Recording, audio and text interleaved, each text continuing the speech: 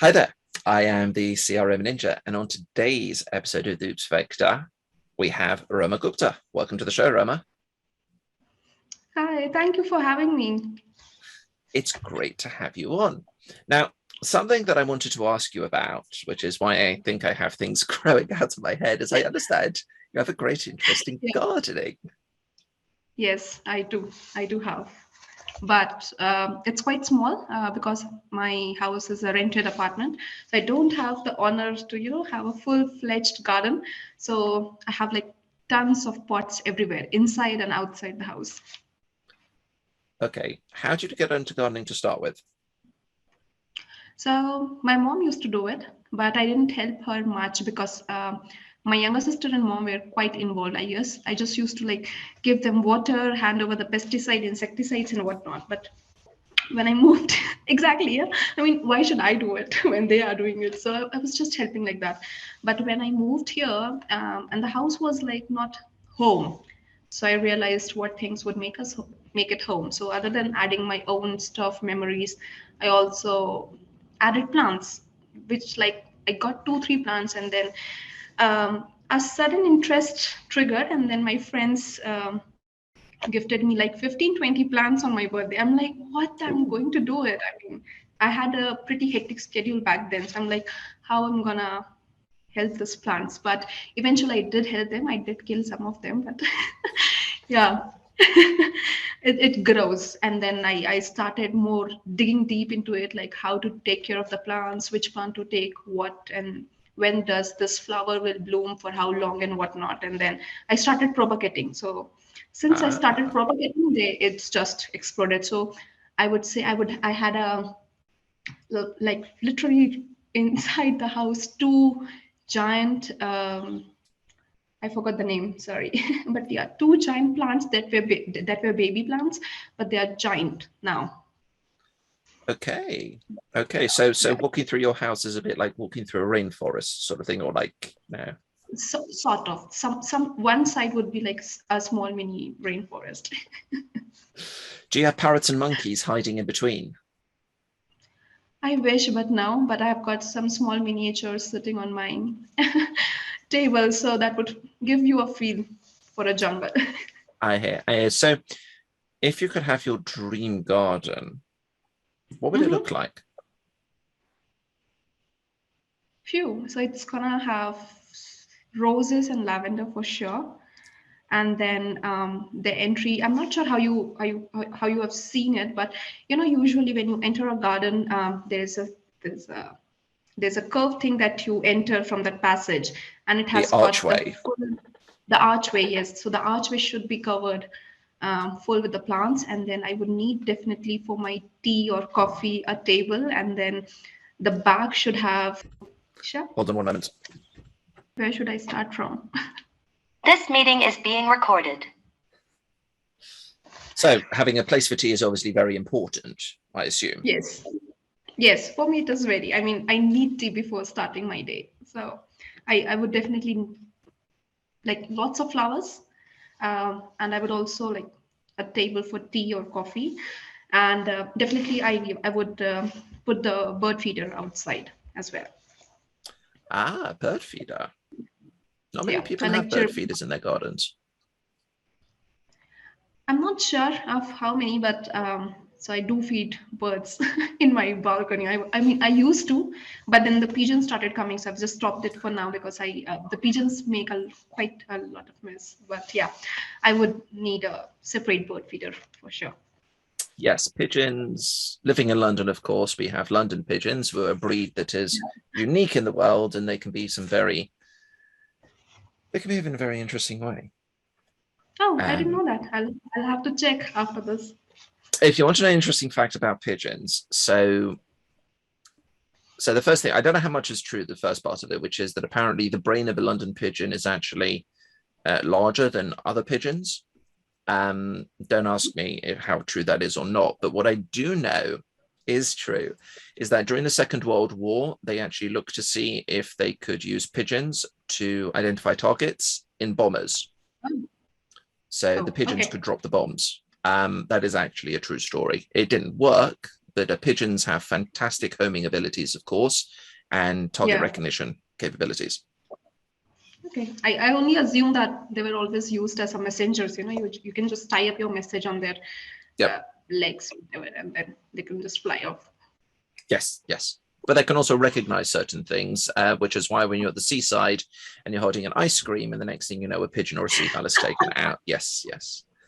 That's gonna be a fun one. Yeah. So moving from gardens and some slight talk of pigeons to the oops factor, what do you have to share today? Oh my God, that oops factor has been the biggest oops factor so far, I would say, in my journey, because every project has like ups and downs, I would say. And this was one. This was I would say a deprecated product of Microsoft way back in 2016. Yeah, 2016, 2017. My customer has bought MDM, which was replaced by D365 marketing. And since I'm now Oh, you're talking about marketing version 1. Yes, yes, yes. So that product was quite cool, to be honest. But then it somehow, like I would say, checked the boxes of the requirements that my customer had. But when so I belong to the actual development team or the implementation team who would like go on the grounds, and I would actually do it with my team. Okay. So we started. We had like a how the project plan is outlined with scope and deliverables, timelines, and whatnot. I'm very So familiar with these sort of things. yes. So it started quite cool. I mean, there were requirements. We started like breaking it into user stories into a Scrum model, and then we got to a part where we were confident that our analysis was done. And then suddenly and you know how customers are, right? They just change the requirements overnight. So really, what I am yeah. absolutely, I don't know about your car, I'm absolutely sure my customers would never do such. Sorry, I shouldn't lie on the live recording. Yeah. So the requirement did not, I would say, changed, but the user stories were reprioritized at that moment. So there was a functionality of sending SMS via MDM that at that point of time. And we were like, okay, cool, we'll do it. We can reprioritize it because there was not much of a loss on the project. But when we actually got, and the thing is, since I was here alone from the project side, and I had a teammate. So we two were here that time, and the whole team is now based in India. Okay. We started doing some analysis of what is the impact of reprioritizing and how soon we can start, or if we can do a POC, a quick demo, as a quick win. Yes, Demonstrate them. POCs are great to do, which is, of course, the advantage of the Power Platform in general. You can quickly spin something up, demo it, and throw it away. Correct. And then I also agree that people are more visualization friendly. Yes. Instead of theory things. So you can actually showcase them how it's going to work before you actually put it into sprint. So they also have a vision of what they're going to get when it comes to UAT. Absolutely. So we were like, yeah, so we agreed on that plan to have a POC or a demo, and then next day we would start the POC. But I still remember by like 7 a.m. in the morning, South Africa time, we are all on a call, and the team is saying, but I think it had a connector, the SMS connector, and he was saying, but the SMS connector does not work in South Africa. I'm like, what?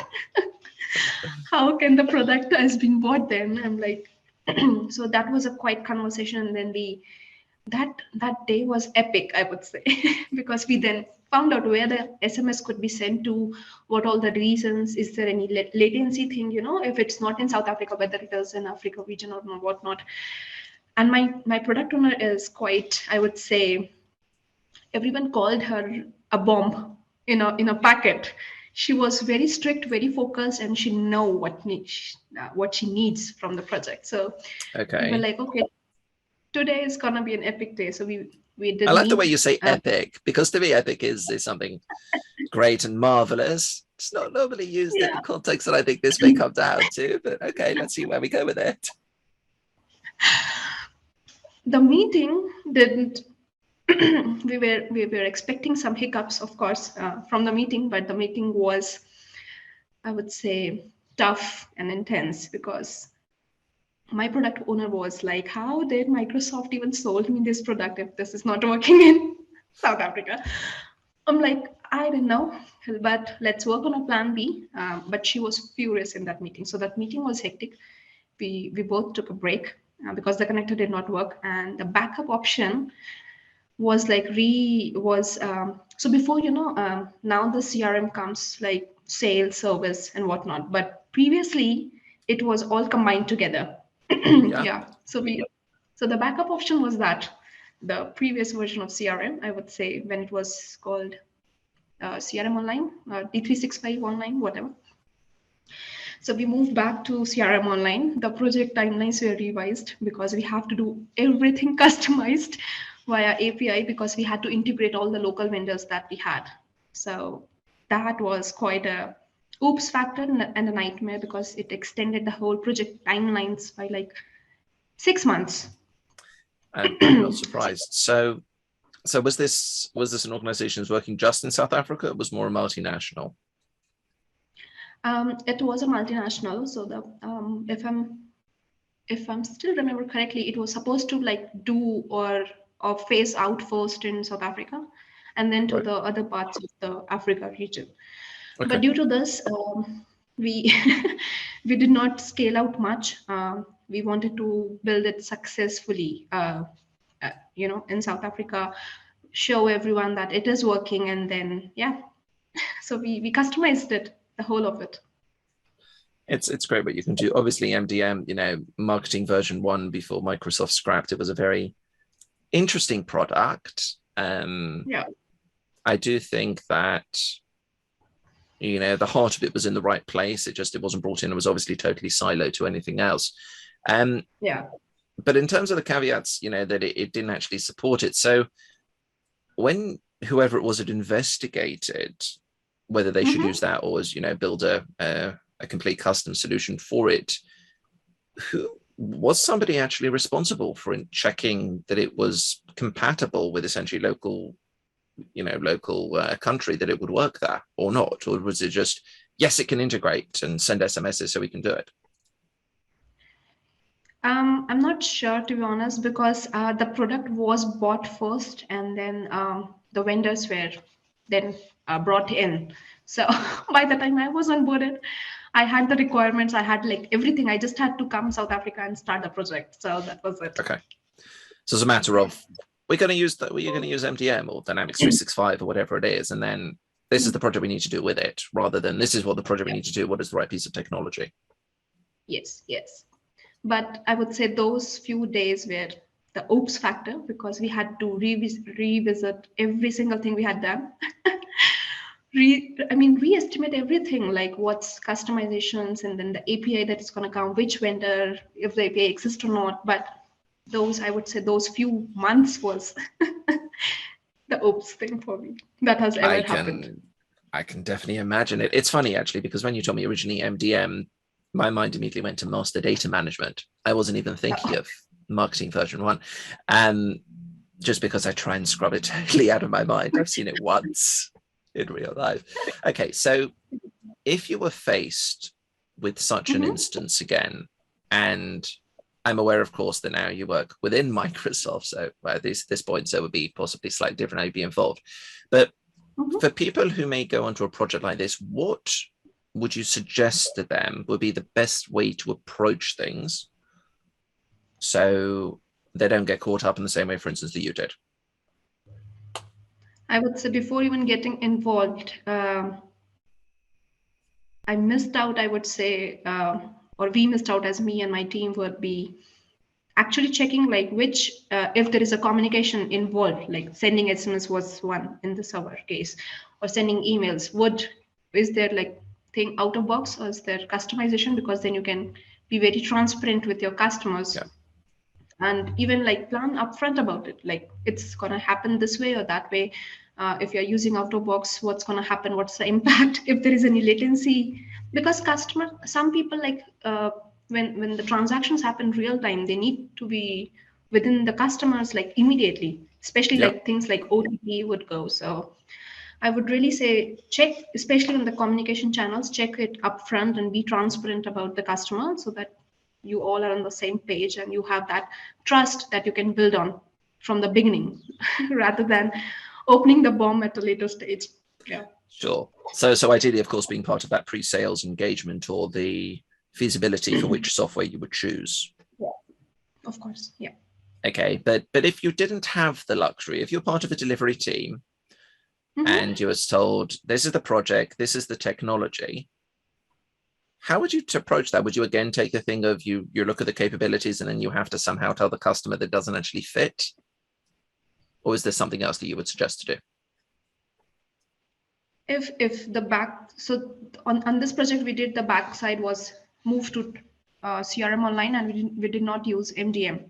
But if even moving to CRM Online was not an option for us back then, I would have just gone to custom .NET application coding, to be honest.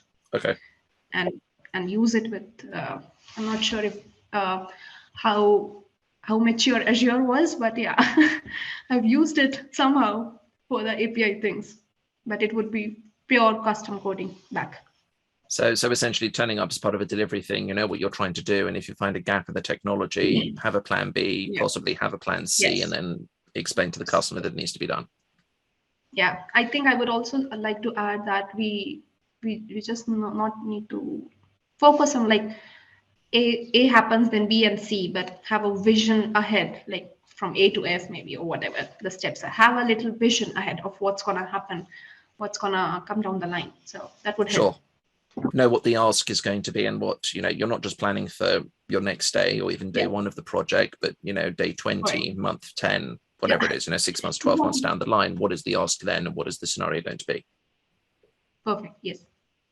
That is very important. And clients, leaving aside as a delivery team, but you're so focused on that delivering, whether it's getting the minimum viable product across the line or rolling out the big solution and making sure it goes live without problems.